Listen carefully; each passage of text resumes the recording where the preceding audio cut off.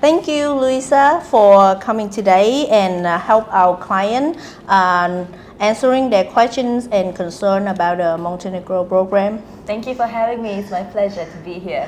First of all, can you introduce a little bit about yourself and as well as the Arton Capital, please? Sure. So my name is Louisa Thomas. I'm the Head of Business Development for Southeast Asia in Arton Capital. Arton is one of the biggest investment migration firms worldwide. We have been specialized in citizenships and residencies by investment for the past 15 years.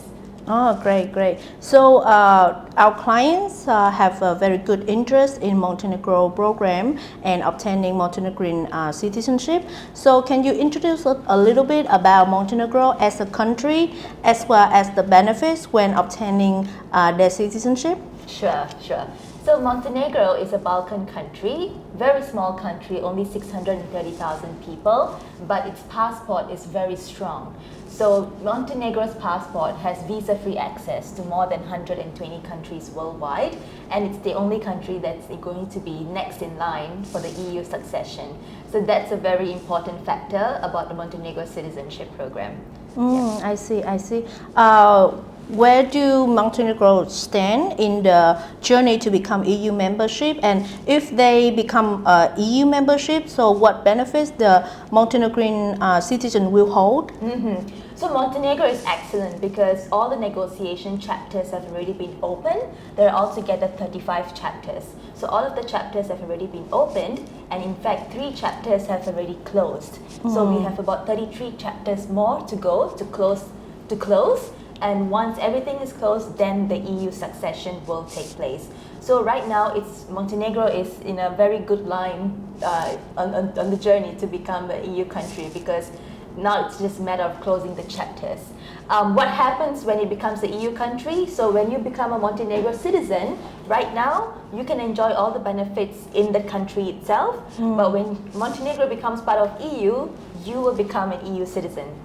So as an EU citizen, not only are you able to enjoy benefits in Montenegro itself, but you can enjoy benefits all over the European Union. So pretty much healthcare, education, employment, all of this, you will be able to enjoy the benefits in other EU countries as well. Such as France and Germany and Belgium. Exactly. That's a really great benefit. So in order to obtain Montenegrin citizenship, what are the requirements for the candidate as well as investment-wise?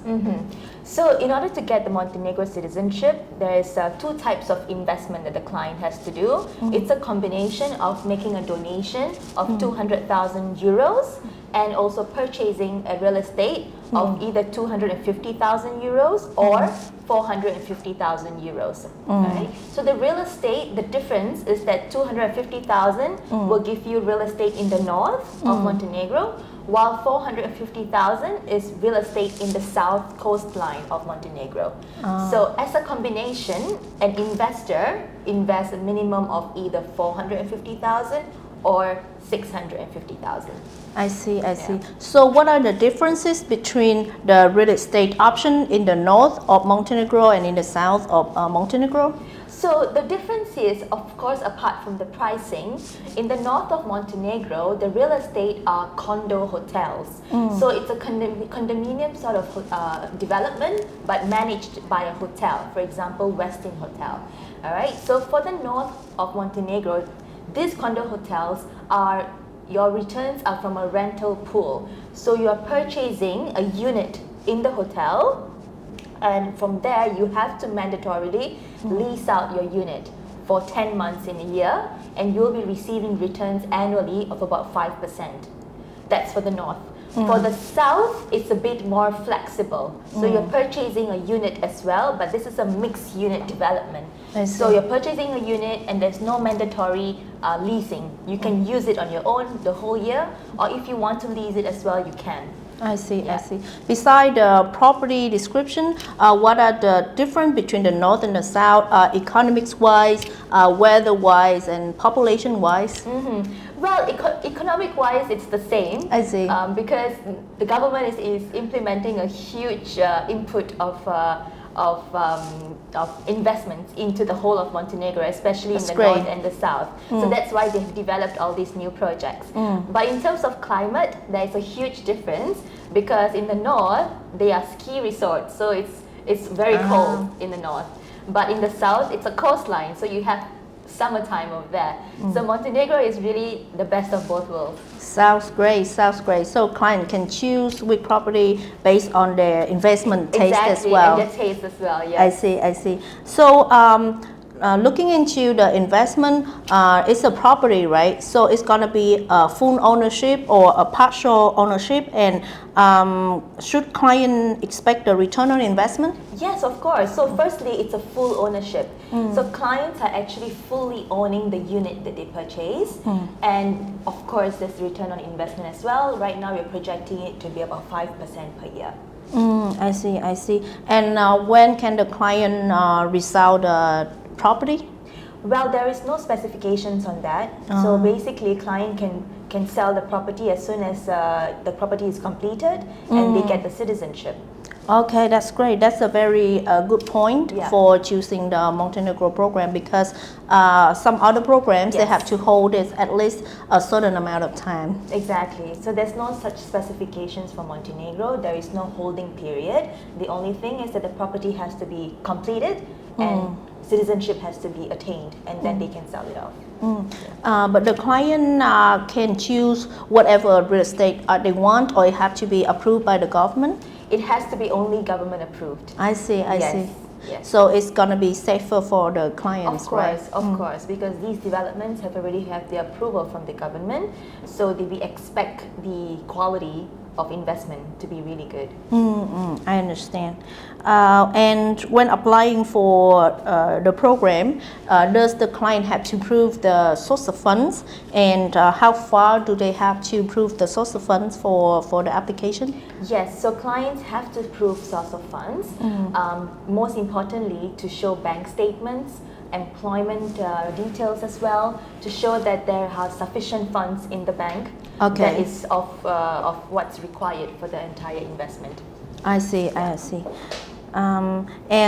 So according to your experience, what are the other risks that might involve when client apply for Montenegrin citizenship? From what I see, there is no risk in terms of the investment and the citizenship, because firstly, the investment amounts are placed in escrow accounts, which are completely secure. And these funds are only released when the client is accepted for the citizenship, right? If the client is not accepted, then the funds will not be paid to the government and the developer. It will be refunded back to the client. That's great. I see. That's a very good system. Yes. And as we know that the program gonna be stopped by December 23rd, 31st of 2022. So what advice you have now for our clients who are looking into applying into the program? I think the biggest advice I would give is to not wait, to just proceed as soon as possible, because the Montenegro program will end this year, and it's such an exclusive and such a great program in terms of capital appreciation, passport value appreciation. So in a few years' time, in order for Montenegro to be part of the EU, they have to close down the program. That's when they can successfully be part of the EU. And we don't know whether they're going to open up again. Ideally, we do anticipate them opening up again once they become an EU country. But at that time, the investments will be double or triple. So I would really recommend everybody to start now. I see. That's great. Thank you, Luisa. I think it's very insightful, and it's answer most of our client concern and questions regarding it. And we hope to have more client applying and then successfully obtaining Montenegrin citizenship and passport. Thank you so much. No problem. Thank you for having me.